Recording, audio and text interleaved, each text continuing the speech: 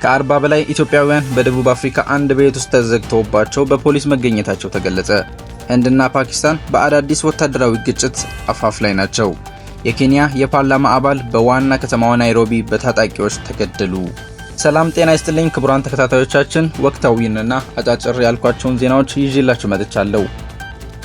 ከ40 በላይ ኢትዮጵያውያን በደቡብ አፍሪካ አንድ ቤት ውስጥ ተዘግቶባቸው በፖሊስ መገኘታቸው ተገለጸ። በደቡብ አፍሪካ ከ40 በላይ ኢትዮጵያውያን ያለ ፈቃዳቸው በአንድ ቤት ውስጥ ተቆልፎባቸው ዛሬ ሐሙስ ጠዋት ማግኘቱን የጆሃንስበርግ ፖሊስ አስታወቀ።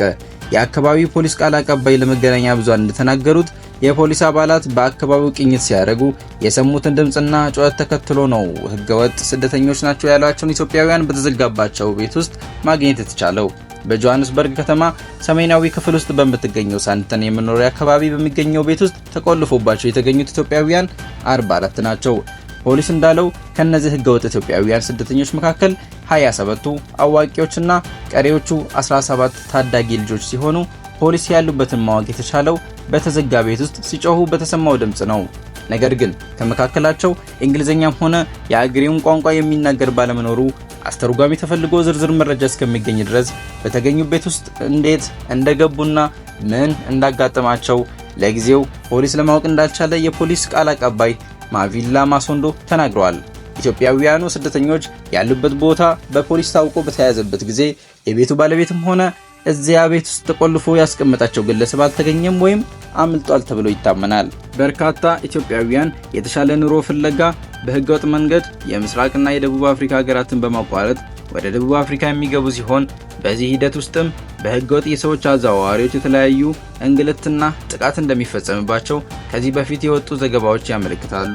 የደቡብ አፍሪካ መንግስት ባለስልጣናትና ዓለም አቀፉ የፖሊስ ተቋም ኢንተርፖል ኢትዮጵያን ስደተኞች በህገወጥ መንገድ ወደ ደቡብ አፍሪካ ለማድረስ የሚደረገው የሰዎች ዝውውር አሳሳቢ መሆኑን ከዚህ በፊት ገልጸው ነበር።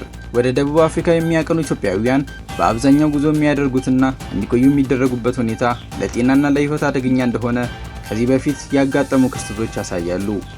ከጥቂት ዓመታት በፊት ቢያንስ 64 ኢትዮጵያውያን በታፈነ ሁኔታ በተሽከርካሪ ሲጓዙ ህይወታቸው አልፎ ሞዛምቢክ ውስጥ የተገኘ ሲሆን በተመሳሳይ ወደ ደቡብ አፍሪካ ይጓዙ የነበሩ የ30 ኢትዮጵያውያን አስከሬን በጅምላ ተቀብሮ መገኘቱ ይታወሳል። ኢትዮጵያውያኑ በህገወጥ የሰዎች አዘዋዋሪዎች አማካኝነት ወደ ደቡብ አፍሪካ ሲጓዙ ከፍተኛ ገንዘብ የሚከፍሉ ሲሆን በመንገድ ላይ ከባድ እንግልት እንደሚያልፉም ይነገራል።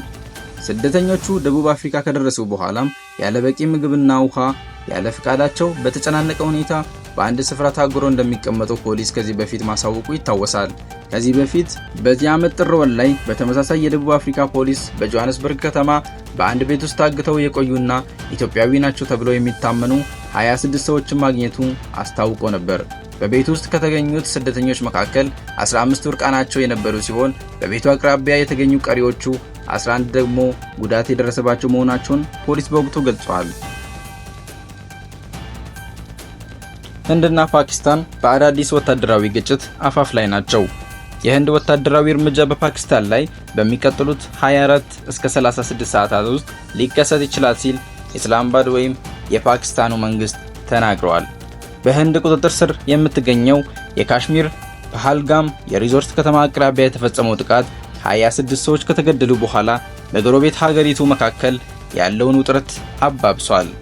ፓኪስታን በሁለት ሀገራት መካከል ያለው አለመግባባት እየተባባሰ በመምጣቱ ህንድ ወታደራዊ እርምጃ ልትወስድ እንዳሰበች ታማኝ መረጃ እንዳላት ተናግራለች።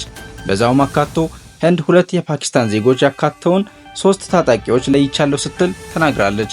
በካሽሚር የሙስሊም አብዛኛው አካባቢ ላይ ኃይለኛ አመጽ የሚያካሂዱ አሸባሪዎች ናቸው ይላል። የፓኪስታኑ መንግስትም በጥቃት ላይ ምንም አይነት ተሳትፎ እንዳልነበረው ደጋግሞ ሲናገር የካሽሚር ተቃዋሚ በመባል የሚታወቀው ቡድን ኃላፊነቱን የወሰደ ሲሆን ገለልተኛ ምርመራ እንዲደረግ ጠይቋል። በዚህ ምክንያት ካሽሚር የራሳቸው ግዛት እንደሆነች የሚናገሩት ሁለቱ ሀገራት ማለትም ህንድና ፓኪስታን በመካከላቸው ያለው ግንኙነት እየቀነሰ መጥቷል። የፓኪስታኑ የመከላከያ ሚኒስትር ካዋጃ አሲፍ ሁለቱ ሀገራት የኒውክሌር ጦር መሳሪያ የታጠቁ በመሆናቸው ከፍተኛ ግጭት ሊፈጠር ስለሚችል ስለዚህ ሁኔታ ዓለም ሊጨነቅ ይገባልም ብለዋል። የህንድ ጠቅላይ ሚኒስትሩ ናሬንድራ ሞዲ ለዚህ ክስተት ኃላፊነት የሚወስዱትን ወይም ከጥቃት ጀርባ ያሉትን ለመከታተልና ለመቅጣት ቃል ገብተዋል።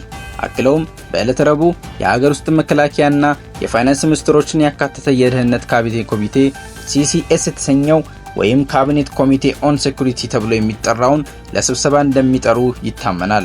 ከጥቃት በኋላ በነበሩት ቀናት ህንድ ከኢንዱስ ወንዝና ገባር ወንዞቹ የውሃ መጋራት የሚቆጣጠረውን ወሳኝ የኢንዱስ ውሃ ስምምነትን አግዳለች። ፓኪስታንም በምላሿ የህንድ አየር መንገዶች የአየር ክልሎቹንም ዘግታለች። በህንድ ቁጥጥር ስር ካሉት ካሽሚር ውስጥ ከሚገኙ 87ቱ የቱሪስት መዳረሻዎች ውስጥ 48 ያህሉ ተዘግተው በተቀሩት ላይ ግን የደህንነት እርምጃዎች በጃሙና በካሽሚር መንግስት ተወስደዋል። የኬንያው የፓርላማ አባል በዋና ከተማዋ ናይሮቢ በታጣቂዎች ተገደሉ። አንድ የኬንያ ፓርላማ አባል የታቀደ ነው በተባለ ጥቃት በዋና ከተማዋ ናይሮቢ ጎዳና ላይ በሞተር ሳይክል በሚጓዙ ታጣቂዎች በተተኮሰባቸው ጥይት ተገደሉ። ፖሊስ እንዳለው ጥቃት ፈጻሚዎቹ የምክር ቤት አባል የሆኑትን የቻርልስ ኦንጎንዶዌሪን መኪና ከፊት ሆነው ሲከታተሉ ቆይተው ከሞተር ሳይክሉ ላይ በመውረድ በቅርብ ርቀት ተኩሰው ገድለዋቸዋል። የዚህ ወንጀል ባህሪ ኢላማውን የለየና ቀድሞ የታቀደ ነው በማለት የፖሊስ ቃል አቀባይ ሞችሪኒያጋ ግድያውን በተመለከተ በሰጡት መግለጫ ላይ ተናግረዋል። የኬንያ መገናኛ ብዙሃን እንደዘገቡት የተቃዋሚ ፓርቲ አባልና የምክር ቤት እንደራሴ የሆኑት ቻርልስ ከ2 ወራት በፊት ለሕይወታቸው ስጋት እንዳላቸው ገልጸው ነበር ተብሏል። ረቡዕ ምሽት ላይ በተፈጸመው ጥቃት የፓርላማ አባሉ ጠባቂና ሹፌር ጉዳት ስላልደረሰባቸው ግለሰቡን በፍጥነት ወደ ሆስፒታል ቢወስዷቸውም ሆስፒታል እንደደረሱ ሕይወታቸው ማለፉ ተገልጿል። ጥቃቱ የተፈጸመው ንጎንግ በተባለ ተሽከርካሪዎች በሚበዙበት አደባባይና በአብዛኛው ትራፊክ ፖሊሶች እንዲሁም የደህንነት ካሜራዎች ባሉበት ስፍራ ነው። ግድያው ከተፈጸመ በኋላ ወዲያውኑ ከፍተኛ የፖሊስ አዛዦችና መርማሪዎች ከስፍራው የደረሱ ሲሆን በክስተቱ ዙሪያ ምርመራ እየተካሄደ መሆኑን ፖሊስ አሳውቋል። ፕሬዝዳንት ዊሊያም ሩቶ በጥቃቱ ላይ ፖሊስ ጥልቅ ምርመራ እንዲያካሄድና ግድያውን የፈጸሙት ተጠያቂ እንዲሆኑ ትዕዛዝ ሰጥተዋል። ከጥቃቱ በኋላ ግድያው በተፈጸመበት ቦታ የተገኙት የምክር ቤት አባላት ድንጋጤና ቁጣቸውን በመግለጽ ፈጣን ምርመራ ተደርጎ ገዳዮች ለፍርድ ቤት እንዲቀርቡ ጠይቀዋል።